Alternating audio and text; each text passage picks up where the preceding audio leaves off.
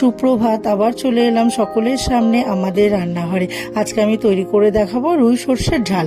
প্রথমে রুই মাছটাকে একদম নুন হলুদ মাখিয়ে আমি গরম সর্ষের তেলে ভেজে তুলে নেব। তারপরে তেলের মধ্যে 5 ফোড়ন দেবো, দিয়ে টমেটো আর কাঁচা লঙ্কা চিরাটা দিয়ে দেবো, দিয়ে একটু নাড়ি চাড়িয়ে পেঁয়াজটাও দিয়ে দেবো।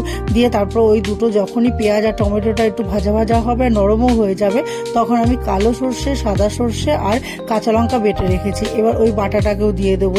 দিয়ে পরিমাণ মতো নুন আর সামান্য একটু হলুদ দেবো, দিয়ে ভালো করে একটু অল্প জল দিয়ে মশলাটাকে আগে কষাবো। তাও যখন দেখবো যে হ্যাঁ কষাটা হয়ে গেছে, তেলটা ছাড়ছে, তখন আমি অল্প জল দিয়ে ওর মাছগুলোকে দিয়ে দেবো।